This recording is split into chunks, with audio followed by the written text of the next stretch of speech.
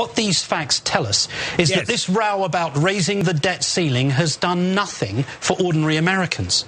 The behaviour of an extremist group of ideologues in the House has prolonged and exacerbated an issue that should have been resolved months ago. Yes. And in those 6 months, instead of focusing on keeping Americans in their homes and at work, the Congress has been stuck in a state of inertia, held hostage by lawmakers described by Senator John McCain as hobbits. So, if you're looking for a final calculation, a final score on the last 6 months, then here it is. The hobbits won and the country lost. Okay, stop for a second. Powerful. You know, I would hate to have the hobbits win. I don't know if anybody remembers this, but the hobbits are the good guys. The hobbits are the ones who destroyed evil in the end. I mean, the hobbits win, and Mordor has been destroyed, and I don't know what we'll do. I mean, I don't know what kind of insult. I didn't understand it when McCain did it. I don't understand. Do you mean when we have Bashir hairy does it. feet? Well, yeah. What does that mean? We hobbits. We're so what? short people who do good things and destroy evil. Okay. All right. Oh, we're Ouch, hobbits. that one hurts. Okay. Yeah, really, because I'm not a big fan of those movies. What's we the eat negative? a lot of vegetables. We eat there is breakfasts a day. What is it? I think that it would be that they're stupid. Hobbits are stupid? No, they're really not. No, but that's the way. Come on, compared to everybody talks down to the hobbits. Well, Everybody always talks down to the hobbits, and the hobbits end up because they're saving cute, it. though. You know, they're Yeah, kind of cute. I mean, if they were little 3 feet people that were living in the trunks of trees and underground, and they would come out. You talk down, and you'd be like, "Who's a cute little hobbit?" You would. You would. Come on, you don't think President Obama would set him one of the hobbits up on his desk and go, "You're just so cute." But the hobbits are the same people apparently who are terrorizing the nation, stealing babies, holding people hostage, That's kidnapping. You didn't see that in Lord of the Rings 1, 2, or 3. You didn't but see that. I'm sure that's in 4, where the hobbits just start knifing people and stealing babies and holding things hostage. Yeah, that happens all the time. And then we have Representative Hank Johnson, the Democratic representative from Georgia. And these Tea Partiers, as willing conspirators with their so-called leadership, have enacted on a plan to dismantle the American government. Wow. And in the process, we have lost our moral compass.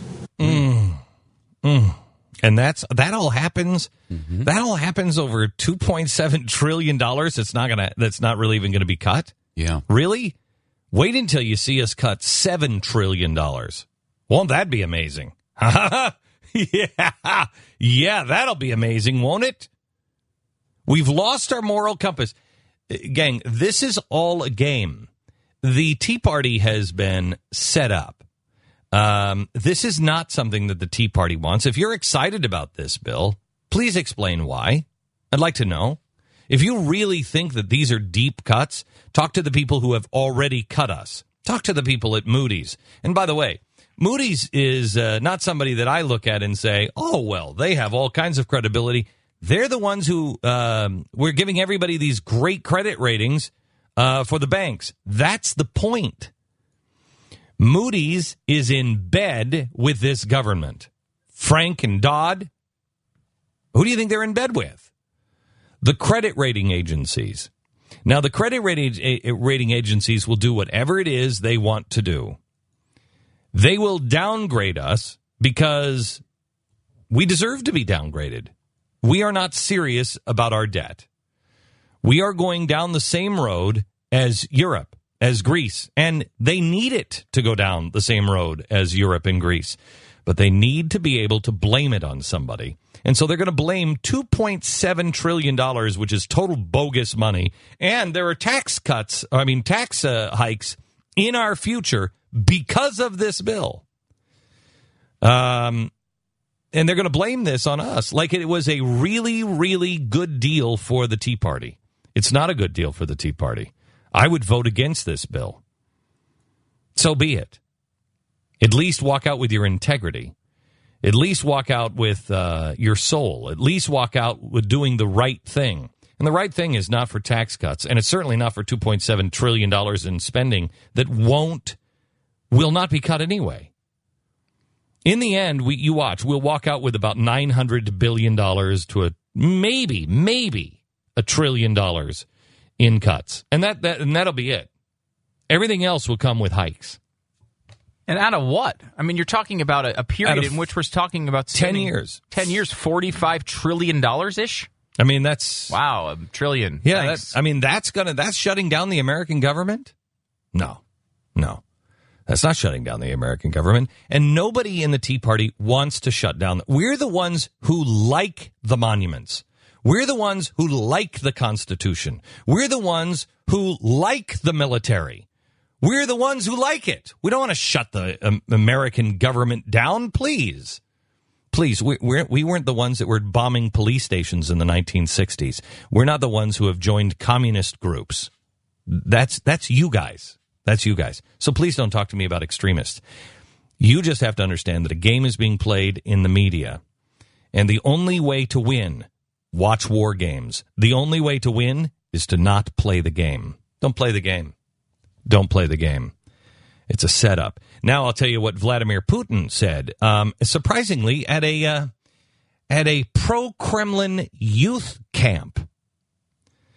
We'll tell you what he said about the American people and see if this sounds familiar, historically speaking, at all. We'll do that coming up in just a second. Well, here's one of my favorite things Vladimir Putin has said recently. But remember, I've looked into Pooty Poot's eyes, and he's a good guy.